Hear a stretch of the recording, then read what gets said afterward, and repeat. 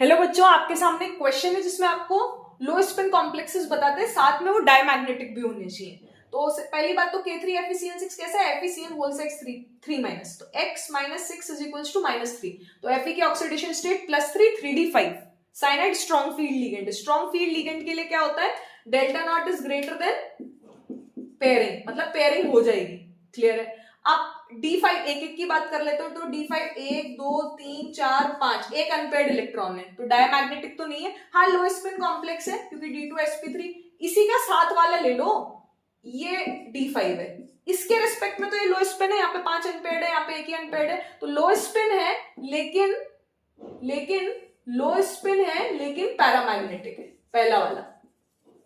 Is it clear. Second की बात करते हैं, cobalt 3+, cobalt C2O4 whole thrice 3- ऐसे लिख लेंगे, तो कोबाल्ट 3+ 3d6 हो गया।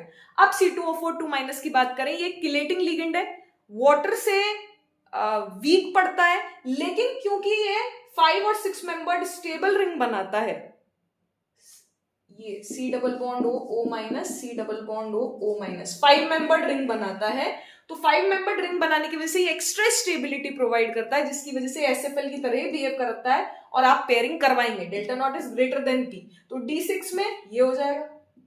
तो इसके रिस्पेक्ट में ये लो स्पिन है ही सही, क्योंकि यहाँ पे तो 4 अनपेयर्ड है, यहाँ पे तो कोई भी अनपेयर्ड नहीं है, मतलब सब पेयर्ड है, तो डायमैग्नेटिक भी है और लो स्पिन भी है। तो पहला तो आपका ये आंसर हुआ। नेक्स्ट, जब भी कॉम्प्लेक्स कंपाउंड में सेंट्रल मेटल एटम और आयन की ऑक्सीडेशन स्टेट +3 से ज्यादा होती है, +3 से ज्यादा, +4 +5 +6, तो वो हमेशा 3d6 होगा ये।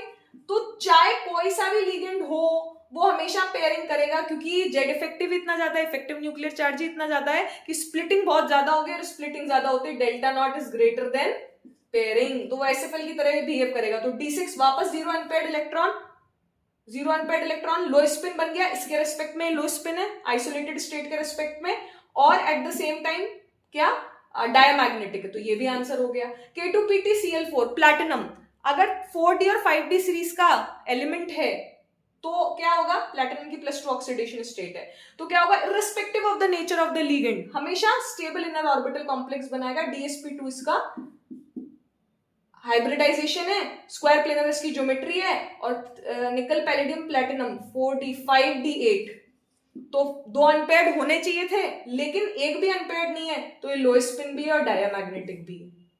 क्लियर है, स्क्वायर प्लेनर की फिलिंग होगी। अब यहाँ पे 3 अनपेयर्ड होंगे क्योंकि 3d3 है, तो 3d3 में तो 3 अनपेयर्ड है, पैरामैग्नेटिक है, पहली बात।